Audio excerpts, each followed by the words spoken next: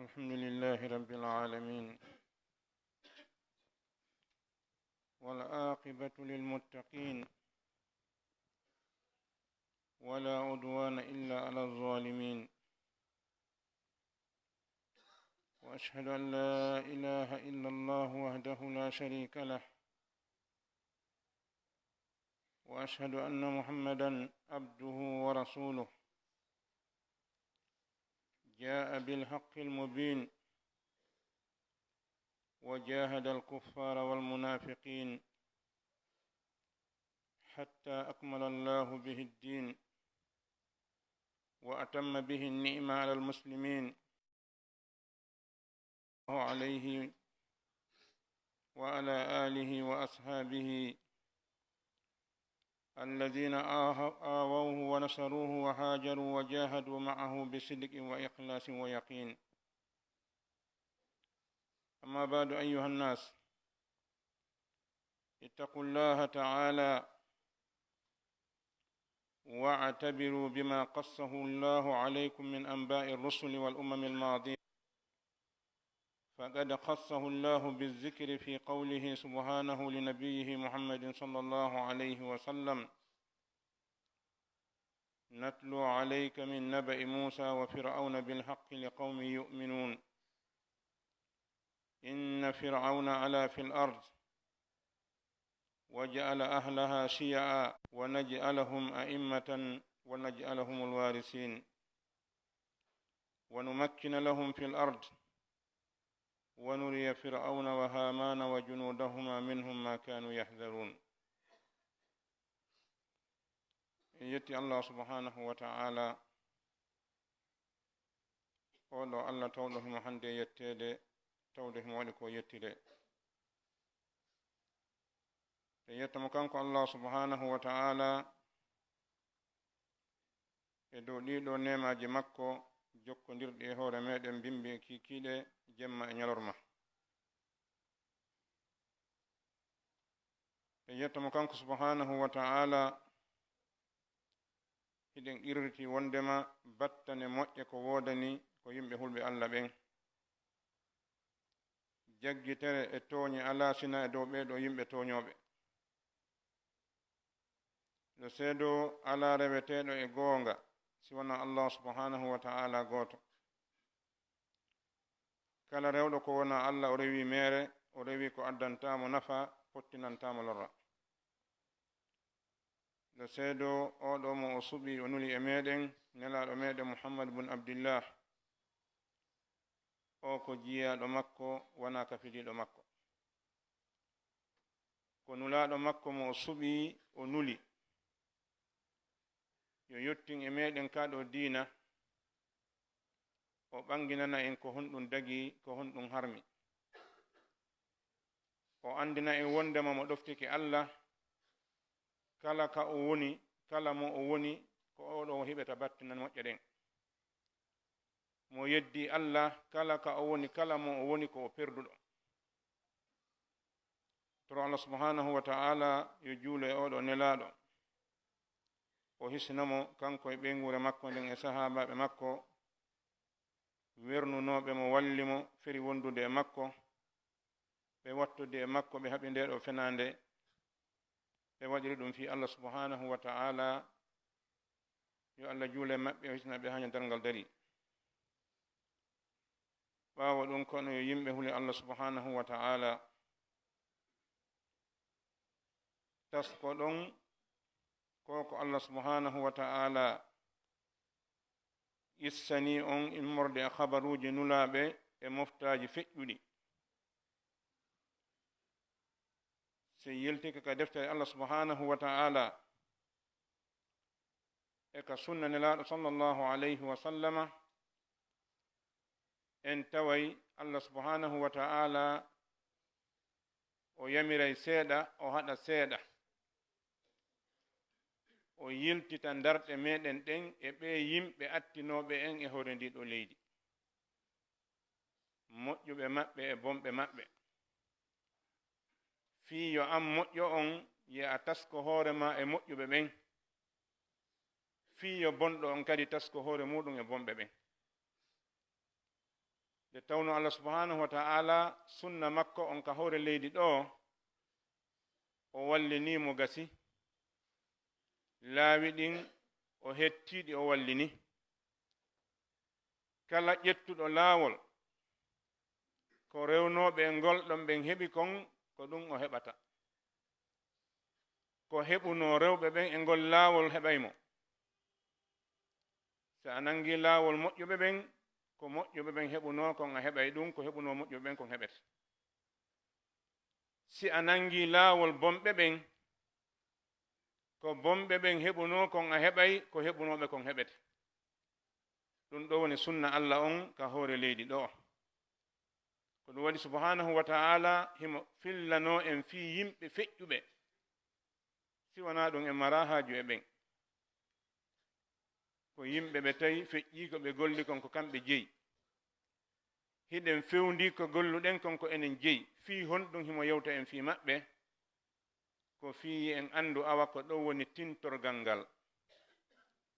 waɗi subhanahu wa ta'ala o wi laqad kana fi qasasihim ibratun li ulil albab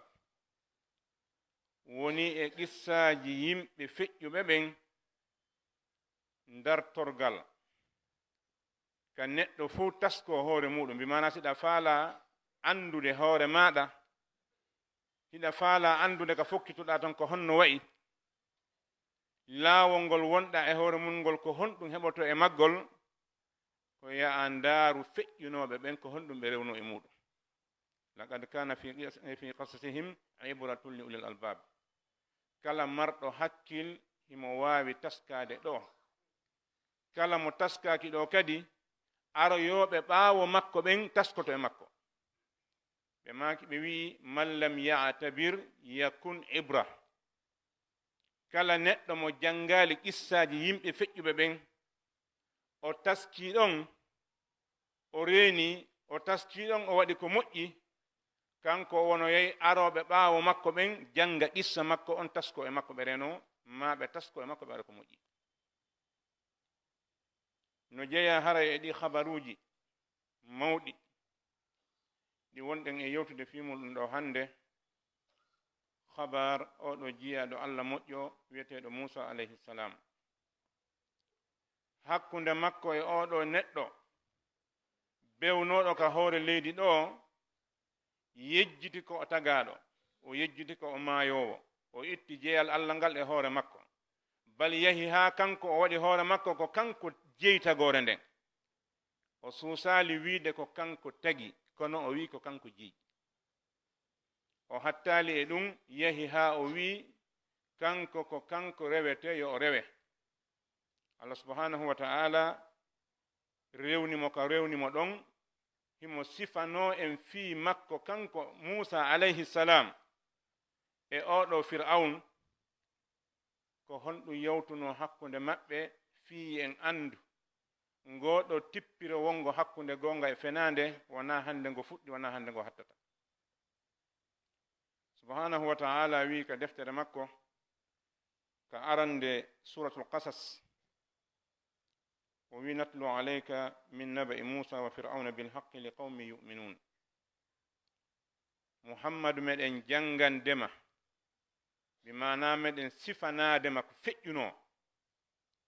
meɗen jangandema immorde habaru musa e fir'auna hala ko gonga wana tindi wana taali ko woni kon tigi ko waɗi ko tawanoɗo o woni o wolude wana waɗowo tariha jooɗi no windude waɗowo tariha sino windude koko o hocci e ko o nani o woni windude amma wonɗo e wolude ɗo fi musa e fir'auna on ko alquran ko tawaɗo ko waɗi kon ha waɗi hunde ala ko feƴƴi e ɓaawo makko ɗum waɗi o tentini o wi'i bilhaq meɗen jangude ɗum e dow makko e gonga kadi ko woni kon tigi mewma e haalande wonande ɓe yimɓe gonɗinɓe alquran jaɓuɓe wondema qur'ana ko immorde allah subhanahu wa ta'ala o wi inna fir'auna ala fil ard wa ja'ala ahlaha shiya'a yastadifu ta'ifatan minhum yudhabbihu abna'ahum wa yastahyi nisa'ahum innahu kana min almufsidin o wiyeteɗo fir'aun o townitino bi mana o mawnintinino ala fil ardi e takabbara fir'auna mawnintinino ka hoore leydi o bewi no wiɗen ni o mooɓuno yimɓe makko ɓen konngol ɗiɗi o wolani ɓe konngol aranol ngol o wi ma alimtu lakum min ilahin gayri mi annda heɗon mari reweteeɗo goɗɗo go'o si wona min golɗon fiƴƴi yehi ha ñande o mooɓuno jama makko on o wi ana rabbukumul a'la min ko min woni joomi moɗon ɓurɗo towude on ngol konngol ɗo tawi ngol feƴƴiti subhanahu wa ta'ala wi fa akhadahu llahu nakala al akhirati wal ula inna fi dhalika la ibratan liman yakhsha ɓaawo wi ko mi woni joomi mon ɓurɗo towude on allah nangi mo sabu konngol attinongol ngol yaggingol mo fi ngol ɗon e yaggingol mo kadi fi konngol sakkitingol ngol woni e ko feƴƴi ɗon kon waaji torde wonande neɗɗo hulo allah subhanahu wa ta'ala idan fir'auna o wi o townitika ka leydi o waɗi yimɓe leydi ndin pecce no jeyano e politique fir'auna on farriq tasud feccu jama on ardoɗaɓe ɗum wonno politique fir'auna on so ari hakkunde imam muɓɓen o wi'i an iɗa wawi janngude moƴƴa oɗo jangi makko on sella o kelɗa tawtan nga haɓen o yaha hakkunde marɓe ɓen o warna noon hakkunde yimɓe ɓen fof ko noon o sendiri waɗi ɓe pecce pecce o waɗi woɓɓe lo'inteɓe golline rondine maccinɗine waɗe kala ko sattende o watti hirsude hay ɓiɓɓe maɓɓe ɓen o kurka rewɓe maɓɓe ɓen kala gorunkum ɓe heɓi o hirsa kum o ƴetta rewɓe maɓɓe ɓen o kurka ɓe o gollina ɓe golle macca ngako allah subhanahu wa ta'ala wi o fir'auna oɗo no jeeya e yimɓe bonnoɓe ɓen ka leydi idan ko ɗum ɗo wonno fiyake fir'auna o ko o ɓiɗɗo adama jibinaɗo janɗi yahi ha subhanahu wa ta'ala okkimo doole okkimo laamu o woni ka hoore leydi ɗo o bewi o mawnintini o dooli woɓɓe o ɓanniti woɓɓe ha o wi kanko ko kanko woni allah ko kanko woni reweteɗo on allah subhanahu wa ta'ala rewni e makko konko o sifani en idan allah subhanahu wa ta'ala o wi wa nuridu an namunna ala alladina studifu jonnon meɗen faala moƴƴaade e ɓeeɗo yimɓe lo'inanoɓe wa naj'alahum a'immatan wa naj'alahum alwarisin min waɗa ɓe kamɓe woni ardiɓe min waɗa ɓe kamɓe woni ronoɓɓen kadi wa numakkina lahum fil ard min okka ɓe kadi newende ka leydi wa nuriya fir'auna wa hamana wa junudahuma minhum ma kanu yahdharun on tuma noon min hollamo kanko fir'aun e hamana wonɗo moggo makko on woni wasir makko on min holla ɓe kamɓe ɗiɗo kamɓe e koneli maɓɓe ɗin ko ɓe wonno e rentade immorde ɓe ɓe ɓone jaggude ɓe ɓe ɓone lo'inde no jeyana ko ɓone rentade kon hade fir'auna no yeeta wondema ittowo mo ka woni ɗon on bonnowo fiyake makko on ko jeeyaɗo e ɓe yimɓe ɓe woni lo'inde o wi awa ɓay ko ɗum o ala e maɓɓe kamɓe wurɓe ɗo ɓen ko jibinteɗo kala jibinaɗo hande kadi min hirsaymo tañƴini goɗɗo bewataka hawre leydi ɗo ha hewta nde ɗo bewre aynugol sonnajo sowiɗo so jibini hirsa bobo hunkum bonna hay pus kono subhanahu wa ta'ala wona haɓideteɗo kala haɓiduɗo e allah kanko perdata o hirsi boboɓe ha bobo mo o huli on jibina allah subhanahu wa ta'ala waɗi ko kanko ni ata on ɗon ko waɗi hay goto e nder leydi misra ndin nde ñande wawata no ne'ude Musa haɗa mo hirsede ala idan allah ƴetti Musa naɓi ha ka makko kanko fir'aun waɗi yurmede makko ka ɓernde fir'aun waɗi ko kanko ne'ata fir'auna ɗon kadi ko ɗum waɗi ko ɓuri mo mettude kon kanko fir'auna fuu ko ñande nde Musa arno dari yeeso makko wi ko allah nulilan e moɗon o ndaari Musa ka hoore haa ka teppere o wi awalam no rabbika fina walidan wona amin ni ɗo ka penuwel kon arta ɗo hande ka nulaaɗo Allah idan kanko fir'aun o bewno nde ɗo bewre subhanahu wa ta'ala no yewta en ɗum ɗo ka alqur'ana fi fir'auna no moƴƴi wona fi ɗum wona kadi fiitu Musa no moƴƴi Allah yewtiri en ɗum ɗo ko tawde ko wonno ko ñande Musa woni ko ɗum woni ñande Muhammadu nela ko ɗum wonta hadal ngal daro zamanu arali ngu mara fir'aun zamanu arali ngu mara Musa ko darjaji ɗin ɓurdata kono kala zamanu weetuɗo haray gollowo golle fir'auna ɗen no ka hawre leydi ɗo haysina fir'auna o wiyete kala ñalande weetunde gollowo golle Musa ɗen no ka hawre leydi ɗo haysina Musa o wiyete idan ko o jokkuɗo golle Musa ɗen wiiɗo ko Allah rewata ko Allah faala kon o faala ko nunɗal o ɗaɓɓi o faala ka tooñe oɗo yo andu awa ka Musa rewdano ɗon o rewdete ɗon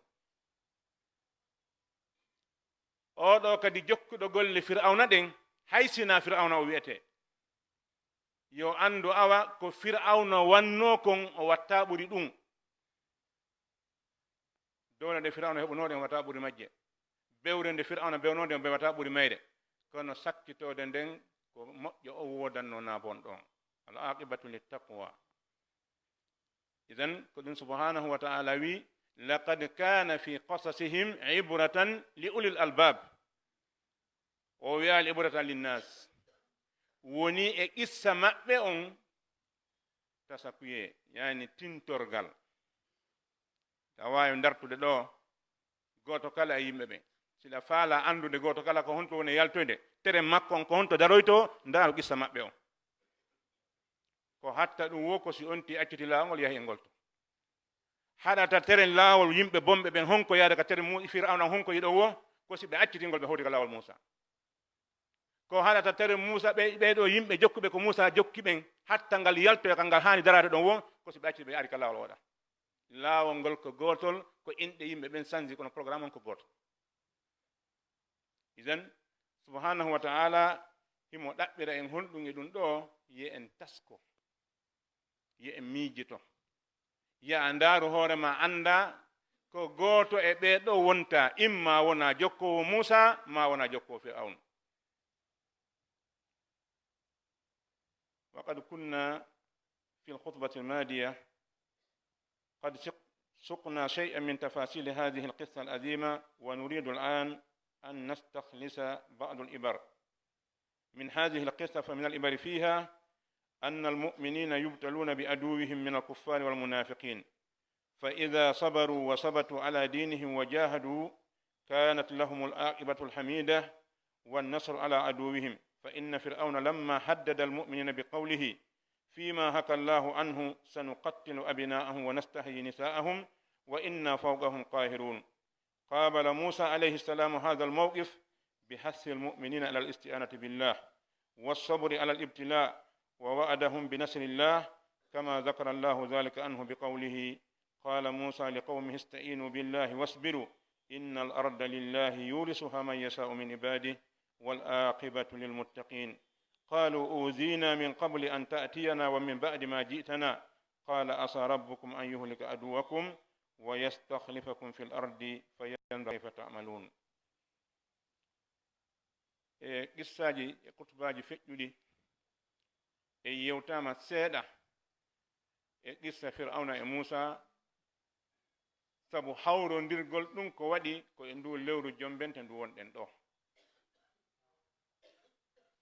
idan haray en ƴettay seeɗa e tasakuyeji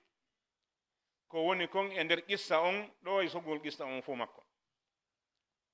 ko honɗum anjulɗo on marɗa nafoore e fillegol oɗo qissa ka gangune e fillegol oɗo ka télévision ji e janngugol oɗo e mohadaraji ko honɗum an marɗa ko yaltinta to nafoore honɗum go'o koyo an julɗon a andu wondema neɗɗo si wi ashhadu an la ilaha illa allah wa anna muhammadan rasulullah o wi'i o daginta sina ko allah e nelaɗo wino dagi kon o harminta sina ko Allah nulaɗo wi no harmi kon o waɗata sina ko ɓeeɗo faala kon hande kadi o jarri borte heeferaɓe ɓen e naafiqiɓe ɓen ɓeeɗo Allah wurta ɓe makko ndaarugol mo wona lettugol mo ko waɗi ko o jogii kon e ko ɓe jogii kon wona gootum wawata hejjude ka horeedi ɗo joni noon mo be no faala yo ngesa mum bawilitu ɓeeɗa ko yeeyoɓe kosam ɓeeɗa ko buuseɓe ɓe hawtama wuro jon kosan si nagge maayi o heɓata kosan buuse si hirsali heɓata teewu si ɓe hawti wuro sonko waɗay idan ko ɗiɗo ɗiɗum ka hore leydi an gomɗinɗo on ko yaa tas ko moƴƴa anda wonde hi neɗɗo si gomɗini jakka o jarbo heeferaɓe e naafiqiɓe kono noon si o muññike o tabiti o wakkilike battane yettiniɗe ɗen ballal Allah ngal ko aranta ko kañum neɗɗo gomɗinɗo on ko ɗum waɗi tuma nde Fir'auna kambuno o kambani Musa e gomɗi ɓe mo ɓen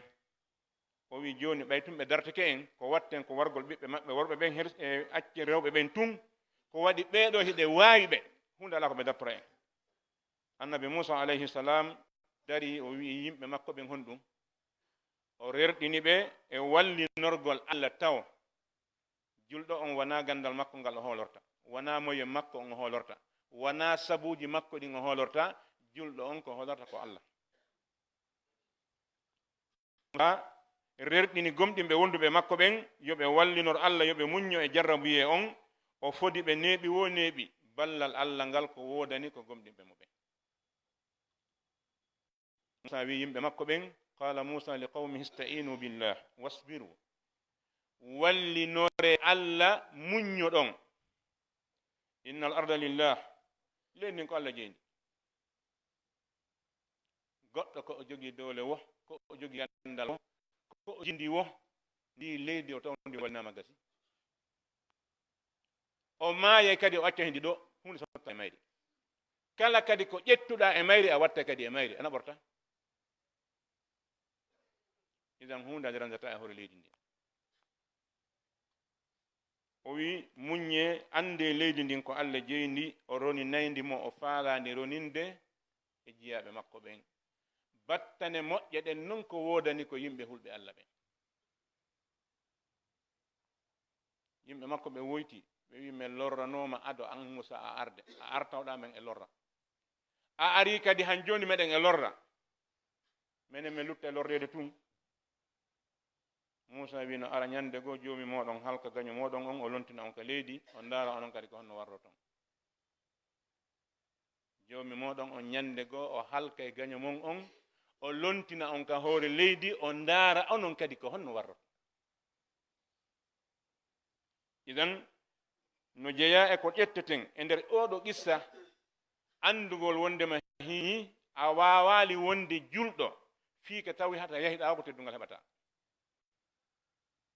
tawi a woni julɗo tawi ka yaaɗa o ko julɓe ɓen ka heeferaɓe ɓen ka naafiqi ɓen yaɗa ko teddungal darɗoɗinama ka moƴƴa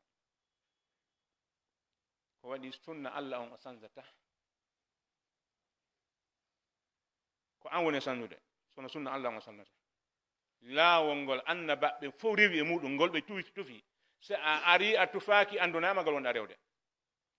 darto moƴƴo laawol ngol idan ko sunna Allah ka hoore leydi ɗo ƴettugol keefeero jaldi bola julɗo ƴettugol yimɓe go wiɓe komin julɓe ɓe ara juulide ɓe yalta ɓe yaha ko kamɓe tigi no bonnoɓe no wodi yimɓe salligotoɓe juula ka julɓe ɓen fotti wo siko bayana siko darsu ɓe aray kono ko kamɓe tigi haɓata islamu e julɓe ɓen kala ko julɓe ɓen eɓɓi fiino ɓe haɓira ayɓe ɓen ko kamɓe yeeto ayɓe ɓen ɓen wiɓe hoore mum julɓe no woodi ko wiɓe hoore mum ko julɓe naɓe julɓe e zamanu nelaɗo ɓe woodi zamanu kala ɓe woodi fewndo men ɗo kadi ɓe woodi kala ka julɓe tumbi ɓen harayno ɗon ɓe aray ɓe jooɗo ɓe jento naa fiyo ɓe waajito ko fiyo ɓe bonnu waɗi subhanahu wa taala wi yahsabuna kulla sayhatin alayhim humul aduwu fahdarhum qatalahum llahu anna yufakun daiman haray hiɓe ɗon kono ɓe huli hiɓe ɗeñƴi ko waɗi ɓe andi ko ɓe somi ka ɓernde maɓɓe ko ɗin mun ɗum e ko ƴetteten e ɗum ɗo ɓaawo nde fir'auna kambi annabi musa jaabi o jaabawol ɗo wastamarat aljawlatu bayna alhaqi walbatil wa fi nnihaya amara allahu nabiyahu musa alayhi ssalamu an yakhruja biman ma'ahu min almuminina min ardi misra firaran bidinihim fajamaa fir'auna junudahu wa kaydahu wa quwatahu wa kharaja fi atharihim liyabtasa bihim wa qala muhaqqiran li sha'nihim inna haula'i lasirzimatun qalilun wa innahum lana laghaizun wa inna la jami'un hadirun. ɓaawo duumi ke jippire ngon hakkundeji maɓɓe ha annabi musa allah subhanahu wa ta'ala yamirimo joni yo o muuɓ gomɗinɓe wonduɓe e makko ɓen e ɓeyngure hoye muɗum e ɓikkoye muɗum yo muuɓo o yalta yo yaltu leydi misra ndin o yaha ka leydi palestine to. idan musa mooɓiti noddi yimɓe mum e fof ɓe hokkiti yaltugol. fir'auna mooɓi konu muɗum ngun fuu hakken ko o moni kon koɗe mawno imminde goto ma ƴeɗo ma tato kono o immini kala ka konu makko woni o noddi fo ari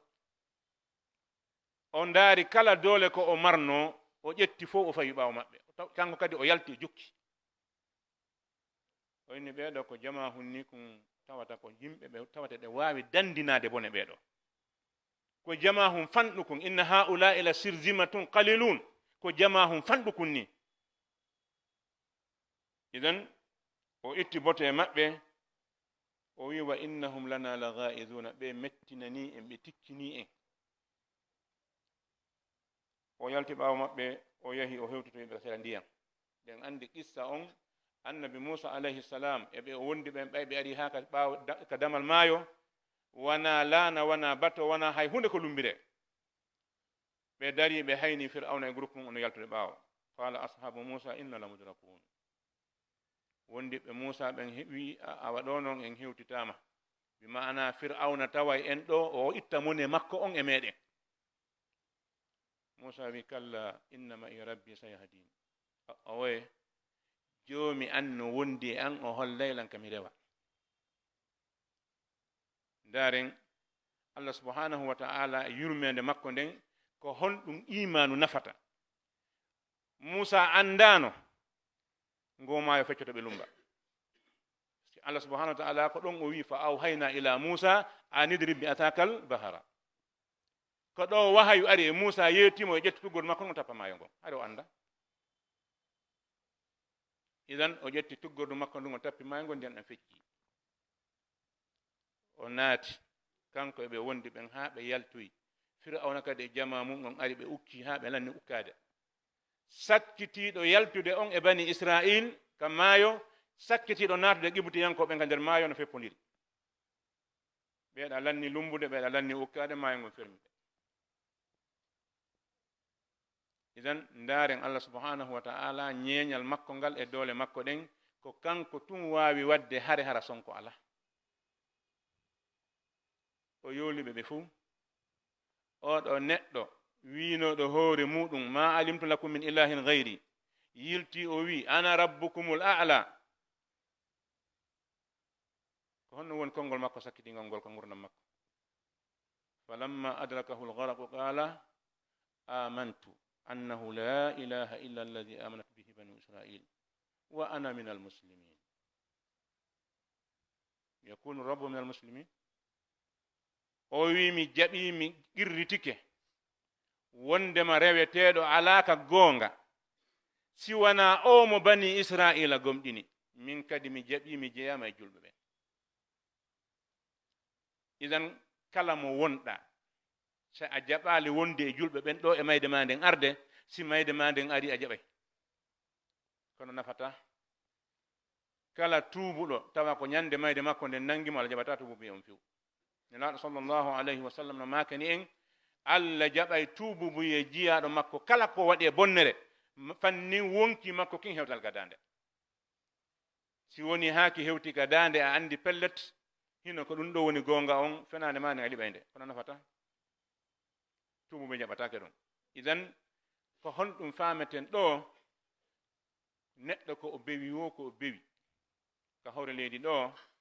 si tawi o tuubali o rutti adomayde makko nden arde ko o perdowo neɗɗo gomɗinɗo on ko o lo'i wo ko o lo'ina wo ko o tampi wo si tawi o accitaali laawol ngol ko ɗo woni probléme o ko waɗi no heewi yimɓe innaɓe hoore mum ko julɓe kono sattay seeɗa tun ɓe accita laawol ngol woni inde nden ko inde julɗo kuuɗe ɗen woni kuuɗe ukkindaaɗe golloya golle heeferaɓe golloya golle musrik no wi hoore mum ko julɗo oɗo heɓata ballal Allah Musa ko wino yimɓe makko ɓen istainu billahi wasbiru a wallinoray Allah muññoɗa kadi sabboɗa ɗon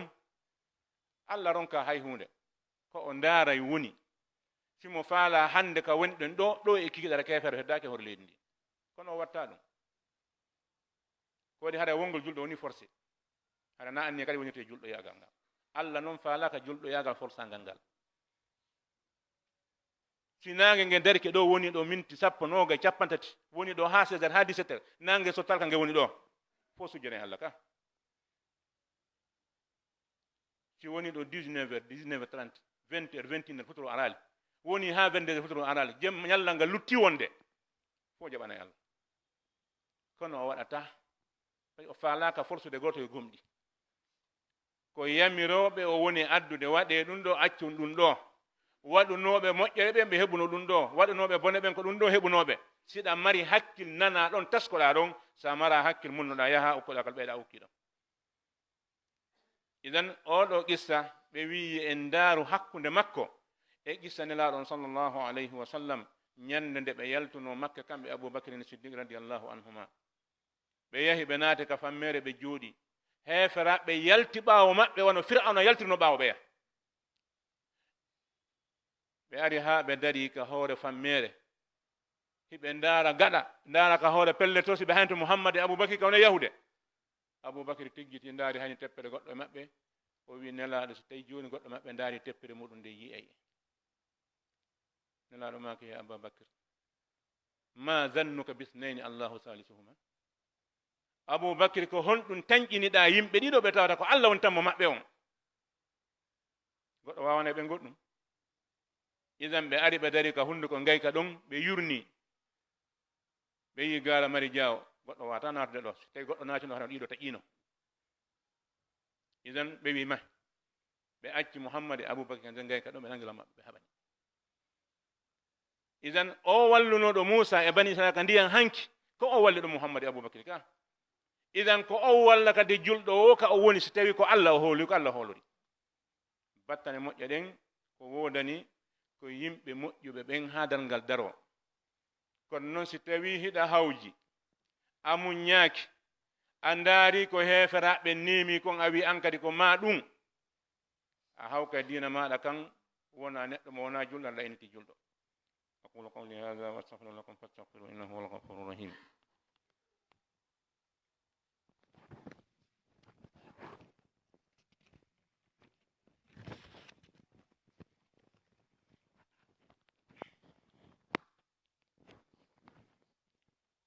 الحمد لله على نعمة الإسلام وكفى بها من نعمة وأشهد أن لا إله إلا الله وحده لا شريك له وأشهد أن محمدا عبده ورسوله وبعد عباد الله ونستفيد من هذه القصة عبرة أخرى وهي أن الباطل مهما ارتفع بالقوة المادية فإنه لا يبقى أمام الحق إذا قام به أهله وصبروا عليه فهذا طاغية جبار معه قوة الرجال والسلاح ورهبة السلطان والملك خرج في طلب جماعة قليل العدد والأدة لكن معهم الله ثم معهم قوة الإيمان ورسول الرحمن معهم ربهم ينصرهم بنصره وتأييده وفي لحظة هاسمة تحتمت قوة الباطل على صفة الحق كما قال تعالى بل نقذف بالحق على الباطل فيدمغه فإذا هو زاهق ولكم الويل مما تصفون وقل جاء الحق وزهق الباطل إن الباطل كان زهوقا يتي الله سبحانه وتعالى هدن تروم يجولنا الله صلى الله عليه وسلم بإنغور مأمدين سابا من حسنب جاب الله هري هدن يتا نفور غوكد e oɗo qissa honɗum woni ɗum ko andugol wondema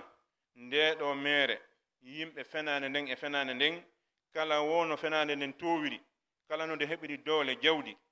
e piiji yi'eteɗi ɗin ɗum wawata heddade yeeso gonga on si tawi yimɓe gonga on daranike gonga on ɓe muñike hoore muɗum. Sabu oɗo neɗɗo bewnoɗo Fir'aun himo jogii doole ko haɓirte, himo jogii worɓe haɓoɓe, himo jogii ñamete, himo jogii laamu, himo jogii mirin. Kono ɗum ɗo fof waɗali yo waawu dartade kunɗo jama yimɓe ɓe tawata ko wonanoɓe macciɗinede kurke waɗani piiji ɗin fuu. Sabu hiɓe wondi Allah subhanahu wa ta'ala, hiɓe wondi e imanu maɓɓe on, hiɓe wondi e annabajo Allah on, ko ɗum woni polgal maɓɓe ngal wona goɗɗum go. Idan Allah subhanahu wa ta'ala e nder fewno ɓuri sattude ɗon o munci ndeɗo fenande ka hoore fetere goonga wona o warruno noon woni yonande nela sallllahu alayhi wa sallam. O wi min bogoto goonga an hoore mere nden goonga o munco tawa hande kadi ko iwɗo no wodani ɓeɗo yimɓe yedduɓe Allah subhanahu wa ta'ala lette e konko ɓe woni sifade. Wa nastafidu ayda min hadihi alqissa anna sunnata al-anbiya alayhim الصلاة والسلام هي شكر لله عند الرخاء وحصول النصر، وذلك بأن موسى عليه الصلاة والسلام صام هذا اليوم الذي أعز الله به الحق وخذل به الباطل شكرا لله، وصامه نبينا محمد صلى الله عليه وسلم وأمرنا بصيامه شكرا لله على انتصار الحق على الباطل على يد أخيه موسى عليه السلام. إذن هذا قد نفور وندغو هندم wondema jaka yo sunna annaba ɓen ko hunde wotere ɓe fof ko hunde wotere ɓe woni e haɓande fi muɗum, ko hunde wotere ɓe jokki fi yo Allah turrewe ko ɗum ɓene jokki. Idan sunna maɓɓe on ko jarnugol Allah subhanahu wa ta'ala si newende heɓike, si ballal Allah ari, ɗum ɗo ko hunde wotere kamɓe fof ɓe jokki. Annabi Musa alayhi salam tuma nde o heɓuno ballal immorde ko Allah subhanahu wa ta'ala ko honɗum o waɗi, ko horugol bimbi ñande nde o walla nden ma ñande nde o walla nden tigi. Tarika on holli wondema ko ñande jeenayi ndu lewru jombente ndu wonɗen e muɗum ɗo Allah subhanahu wa ta'ala yoluno fir'auna dandi Musa alayhi salam. Idan annabi Musa hande kadi lutti e gurdam makko ɗam fuu si nde ñalande ɗo hewti o hooray nde jarnugol Allah subhanahu wa ta'ala nde ɗo moƴƴere nde Allah waɗanimo. Jaka yoosi Allah waɗani neɗɗo moƴƴere ko haari jarnirgol Allah ko waɗugol yamiraɗi ɗin. So a jarnay Allah ko ya waɗu ko Allah yamir ma kon ko ɗum Allah jarnirte. Wi'aka horugol tun kono ɗum kadi ko e dewe ɗen jeeya. Kala ko Allah subhanahu wa ta'ala moƴƴori e maɗa siɗa faalamo weltanade an kadi ko ya waɗu moƴƴere weltinade Allah subhanahu wa ta'ala ɓay Allah weltanima. Nelaɗo sallllahu alayhi wa sallama ɓay ɓe seenike Madina ɓe tawi alyahudiyankoɓe wonnoɓe ɗon ɓen no hoore ñallal ngal o landiɓe hongal wongal ñallal ngal wonɗon horde ɗo. Ɓe wi ko e ngal ñallal Allah danduno babiraɓe amen ɓen, yani ko ɗon Allah danduno Musa e bani Israil o halki Fir'auna. Musa hoori ngal jarni Allah ha o feƴƴini babiraɓe amen ronidiri ɗum ha hewti hande ɓay hakkude ɗum no ɓuri duɓulude. Idan menen ɓe tawɗa ɗo kadi meɗen horude ɗum fi jarnugol Allah. Nelaɗo maaki ko menen min Muhammad e mofte an ɗen ɓuri handude Musa, ko waɗi ko minen jokki gotum, onon ko jogi ɗon kon on sansino. Nelaɗo maaki min kadi mi hoore ngal mi walla Musa jarnude Allah subhanahu wa ta'ala nde moƴƴere heɓinde ɗon. Idan nelaɗo hoori ɓe yamiri mofte ɗen kadi horugol, ɓe wuuri ha tawi horugol maɓɓe ngal ñallal bajjal ɗo yahudu no horude ngal hiɓe rentini en e nanditinagol e alyahude e nasara hara no mettinande seeɗa. Ɓe maaki si tawi mi wuuri ha ko ari toyta mi hooray 10 on mi watta e jeenayi on, ɓay kamɓe ko jeenayi mi waɗa jeenayi 10 min. Idan ɗum waɗi karama ko ɓe wi ko ya a hooru ñallal ado jeenayi on e jeenayi on ma hoora ñallal jeenayi on e 10 on. Sabu nelaɗo sallllahu alayhi wa sallam holli en koye e lundu alyahudiyankoɓe ɓen e tawde kadi lewru ndun fuu no woni baraji horugol e mayru ma ko ɓuri urude e mayru. Idan ko ɗum ɗo woni fiyaake nduɗo lewru ko ɓura andede kon tarika islam. Dewe ko yamira e mayru tawa lebbi ɗi a yamiranaka ko horugol jeenayi mayru e 10 mayru ko ɗum ɗo pet. Kala dewal gongal waɗɗa fi nduɗo lewru tawa wana ɗum ɗon andu haray a sinki dina goɗɗum ko ala no nder ton en andi no jeeya e aadaji meɗen tawaɗi wiigol nden ñande ko julde jeenayi jombente no wetude sappo aada men on naadina men kandi ko waɗi sen jongiɗo e landi ka ha en hewte ka diwe meɗen fof en mara karamokojo hay e goto wonɓe hande ɓen e feƴƴuɓe ɓen en mara deftere windande waali wondema nden ñande ko julde mo kala yo yahu ka miside muɗum lando mawɓe tawaɓe toon ɓen yoɓe yaltin deftere be makko ma soro makko ko ɓe accino no windi e mayre wondema nden ñande ko julde so heɓi yo yaltina mofte ɗen ala idan wi'ugol nde ñande ko julde ko hunde fefindande nde ala ka diina bal julɓe ɓen no fecciɗo pecce tati e zaman mo wonɗen ɗo on fewno ɗo jaɓɓuɓe ɓen iwtirgol ɓaawo nelaaɗo sallllahu alayhi wa sallam yo allah waɗen e maɓɓe wi'i ko watte e ndu lewru ɗo ko horugol jeena e sappo on ma horugol ko ɓuri ɗurde e mayru sabu maako nelaaɗo on sallllahu alayhi wa sallam ɓe maaki julɗe ɗen fof si ko ɓuri moƴƴude si feƴƴi waɓtuji ɗin jowi ko julgol jemma ɓe maaki korka kam fof ko ɓuri moƴƴude si feƴƴi suumaye ko horugol e nduɗo lewru jombente so yehi ka defte sari a yeɗum no windi ton ɓe landa kadi fi horugol nde ñalande ko honɗum heɓoto e mum ɓay bani adama no yiɗi nde golla tawa intérêt no woodi nelaɗo horugol ɗum ɗo no mo hoori ko honɗum heɓata woodi no landitiɓe ɗum e julɓe ɓen haysi konngol ngol windaka kono jaabawol ngol arno nelaɗo maaki miɗo jorti mo hoori o jeenayi jombente ñande jeenayi mo hoori nde ñande allah montanaymo bakkato duuɓi ɗiɗi hitande feƴƴuno nden e arore nden idan ɗum ɗo nafoore horugol ngol amma mo fiɓiɗo ko julde haray o falji kala waɗɗo ɗon ko julde simo faala goonga yo accitu julde ala ɗon fiw amma ɓeeɗo kadi yimɓe jarribaɓe wiɓe wondema kamɓe ko ɗo nde ñalande ɗo tanirawo nelaɗo on wara alhusein kamɓe ɓe waɗi ñalande honɗum ñalande wulletende bantite lince seeke yimɓe ƴetta laɗɗe tufito wondema ko nden ñalande tanirawo nelaɗo wara islamu na ɗum yamiri jeyaka ka diina islam wiigol si goɗɗo maayi ñande nden hitande yonti wo ko yahu wulla ɗon ɗum ka diina men jeeya islamu ko yamiri ko muññagol si a heɓi mayde ɓay ko maayowo maayi an kadi ko a maayowo ko ya muñño waɗanamo du'a kono islamu yamirma kono wiigol hitande kala wulla e mayde makko nden ɗum kadi naka islamu jeeya ɓen wonɓe wullude ɗon kamɓe andi kono ɗum wullude kamɓe andi kono ɗum mettiɓe kono wona husaini ɓe no wullude si tawi ko jingal ngol islam wona husaini tu wara ka islam ka hamza kadi warano ɓe wulli hamza ali ko waraɗo ɓe wullimo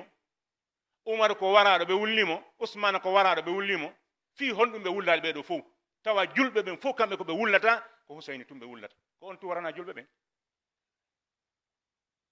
yoɓe darto hoore maɓɓe moƴƴa siko hakkil woni ɓe marra ɓe to ha ɓe heɓa hakkil siko faamu woni ɓe heɓali ɓe to ha ɓe faama islamu ko yamiri ko muññagol si julɗo maayi ko julɗo maayi julɗo gooto weltorta ko julɗo wara kono noon o watta ɗum kadi wullete ɗum ñande wo ñande yaha ha barmintino ɗum ko jeeya ɗum e angal hakkille angal andugol dina muɗum idan fedde goo no woodi ɗen andi kamɓe kadi adna on fof hande hollay ɗum ɗon holla wondema ɓeɗo ko wiiɓe hoore mum ko julɓe julɗo no mayno hiɓe barmintinade ndikka mummunteji ɗi ɗi ɓeɗo idan no jeeya kadi e aadaji meɗen ɗi tawata no fina tawa mandita wi'ugol julɓe ɓe wonde ɓe wayasata e ndu lewru ɗo alhamdulillah uytike buygoy kono accali kacca e ga joni uytike kono ceehu ka kololoy mon ndaara no toon buy e ndu ɗo ko satti o ko satti ɓe yahata hayso ɓe nani makde maɓɓe on summi ɓe yonde ndu maayi idan wiigol ndu ɗo yahatake ko woni ala yahude yahu ko gar wattir ndara si ala ka yahede ma yaha ka aéroport ndara si ala ka yahede wi ala yaade ka idan waɗugol lewru ndun kata inna ndu wayatatake ndu jombatake e mayru ɗum ɗo naka dina jeeya ko kefalaguno ko waɗi siko lewru ndun hara heɓi probléme e mayru komo heɓi probléme e mayru ko hombo heɓi probléme e ndu lewru ko fir'auna e jama mum heɓi probléme ɗo ka ko kamɓe yalti nangi laawol halki si a huli yaltude ɗo fita halko andu ko maɓɓe jeeyaɗa non ala kolana ɗum musa alayhi salam yalti e mayru o hisi si tawi ko gonga ma ka julɗo an kadi yaltu e mayru a hisay ɓay ko julɗo hisina e mayru ka fiɓɓuɗa ɗo wondema sa yalti e mayru haaju ma bonayi awa ɗum holli an e firana ko nguutu haray wattane yila sincugol piiji naada ka dina men ɗi ala nder ton welagoy yeetede ko woowi waawi tawi moƴƴa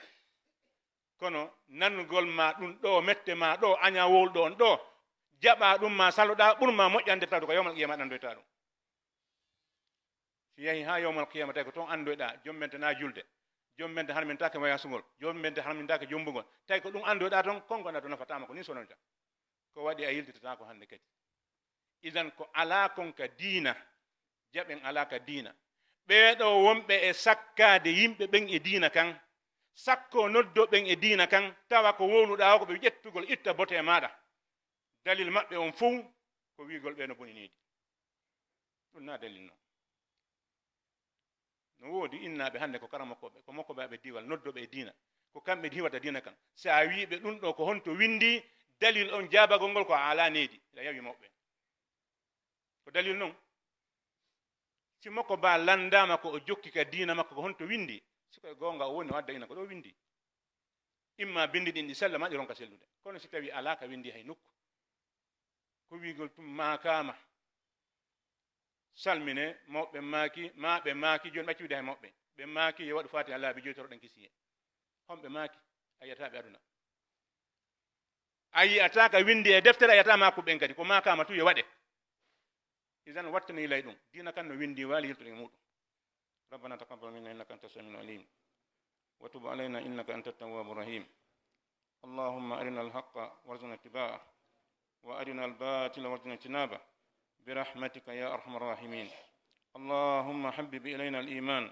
وزينه في قلوبنا وكره الينا الكفر والفسوق والعصيان واجعلنا اللهم من الراشدين اللهم اجعلنا هادين مهتدين غير ضالين ولا مضلين سلما لأوليائك عدوا لأعدائك نحب بحبك من أحبك ونعادي بأداوتك من خالفك برحمتك يا أرحم الراحمين اللهم نسألك بأسمائك الحسنى وبصفاتك الأولى وبكلماتك التامة أن تفرج همومنا اللهم فرج همومنا اللهم فرج همومنا ونفس كروبنا واقض ديوننا واشف مرضانا وآف مبتلانا وارحم موتانا برحمتك يا الراحمين اللهم اغفر لنا ولآبائنا وأمهاتنا ذوي أرحامنا اللهم اغفر لأسلافنا وأفراتنا ولمن سبقنا بالإيمان اللهم من أحييته منا فأحيي الإسلام ومن توفيته منا فتوفى على الإيمان واغفر للمسلمين والمسلمات والأحياء منهم والأموات برحمتك يا الراحمين اللهم صل على محمد وعلى آل محمد كما صليت على إبراهيم وعلى آل إبراهيم إنك حميد مجيد اللهم بارك على محمد وعلى آل محمد كما باركت على إبراهيم وعلى آل إبراهيم إنك حميد مجيد اللهم إنا نجعلك في نهور أعدائنا ونعوذ بك من شرورهم اللهم كف عنا شر أعدائنا اللهم كف عنا شر أعدائنا برحمتك يا الراحمين سبحان ربك رب العزة عما يصفون وسلام على المرسلين والحمد لله رب العالمين